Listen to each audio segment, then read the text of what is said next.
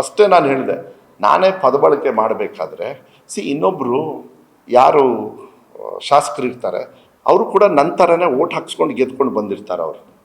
ನಾನು ಪದಬಳಕೆ ಮಾಡಬೇಕಾದ್ರೆ ಡೆಮೊಕ್ರೆಟಿಕ್ ಸಿಸ್ಟಮಲ್ಲಿ ಅಲ್ಲಿ ಕೆಲವು ರೂಲ್ಸ್ ಆ್ಯಂಡ್ ರೆಗ್ಯುಲೇಷನ್ಸ್ ಇರ್ತವೆ. ಅದನ್ನೆಲ್ಲ ನಾವು ಏನಂತ ಓದ್ ತಗೊಂಡಿರ್ತೀವಿ,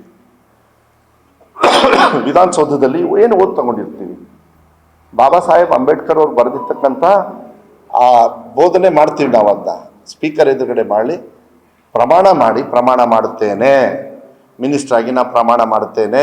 ಎಲ್ಲಿಂದ ಬಂತದು? ಇದೇ ಬಾಬಾ ಸಾಹೇಬ್ ಅವ್ರು ಕೊಟ್ಟಿರೋದು. ಆ ಪ್ರಮಾಣ ಮಾಡಿ ಬಾಬಾ ಸಾಹೇಬ್ ಅವರ ಹೆಸರಲ್ಲಿ, ಬಾಬಾ ಸಾಹೇಬ್ ಅವರಿಗೆ ಇನ್ಕ್ಲೂಡಿಂಗ್ ಅಮಿತ್ ಶಾ, ನಾ ಹೇಳ್ತೀನಿ ಕ್ರಿಮಿನಲ್ ನಂಬರ್ 1 ಯಾರು ಅಂದ್ರೆ ಅಮಿತ್ ಶಾನೇ. ಯಾಕೆಂದ್ರೆ ಬಾಬಾ ಸಾಹೇಬ್ ಅಂಬೇಡ್ಕರ್ ಅವರ ಸಂವಿಧಾನದ ಮೇಲೆ ಪ್ರಾಮಿಸ್ ಮಾಡಿ, ಶಪಥ ಮಾಡಿ ಇವತ್ತು ಪಾರ್ಲಿಮೆಂಟ್ ಒಳಗೆ ಹೋದವರು ಇವತ್ತು ಬಾಬಾ ಸಾಹೇಬ್ ಅಂಬೇಡ್ಕರ್ನ ನೀವು ಪೂಜೆ ಮಾಡೋದು ಬೇಡ, ದೇವ್ರನ್ನ ಪೂಜೆ ಮಾಡ್ರಿ ಅಂತ ಹೇಳಿದ್ರೆ ಏನು ಮಾಡ್ಬೇಕು ಹೇಳ್ರಿ ನೋಡೋಣ. ಕ್ರಿಮಿನಲ್ ನಂಬರ್ 1 ನನಗೆ ಅನ್ಸುತ್ತೆ ಅವರೇ. ಇವನು ಅದು ಫಾಲೋಡ್ ಬೈ ಪಟ್ಟಿಂಗ ಯಾರು ಅಂತ ಹೇಳಿದ್ರೆ ಇದು ಸಿ ಟಿ ರವಿ.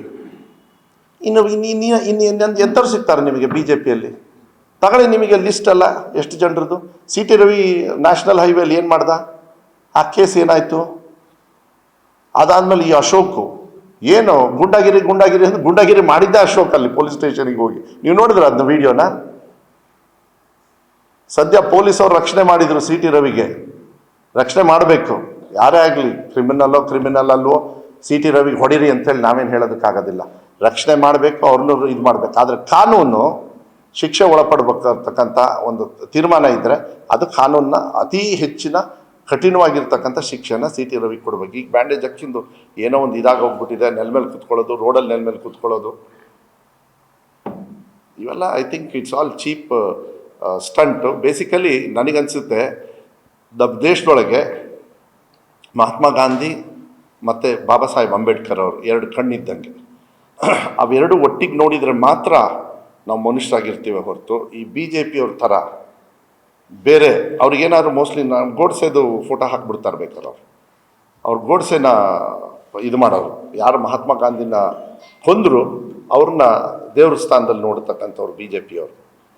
ಇದನ್ನು ನಾವು ಖಂಡನೆ ಮಾಡಬೇಕಾಗ್ತದೆ.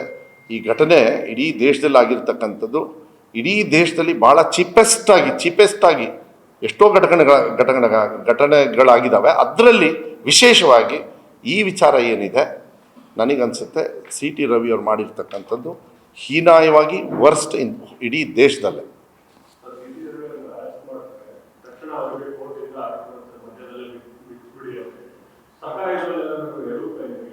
ಏನಿಲ್ಲಲ್ಲ, ಅವರಿಗೆ ಕಾನೂನುಬದ್ಧವಾಗಿ ಆ ಥರ ಬಿಡಿ ಅಂತಕ್ಕಂಥದ್ದು ಇತ್ತು ಅಂದರೆ ಅವ್ರು ತಗೊಂಡಿರ್ಬೋದು. ನಾನೇನಿಲ್ಲ ಅಂತ ಹೇಳಿದೆ. ಕಾನೂನಿಗಿಂತ ದೊಡ್ಡವ್ರು ಇಲ್ಲ ಅಂತ ಹೇಳಿದ್ನಲ್ಲ.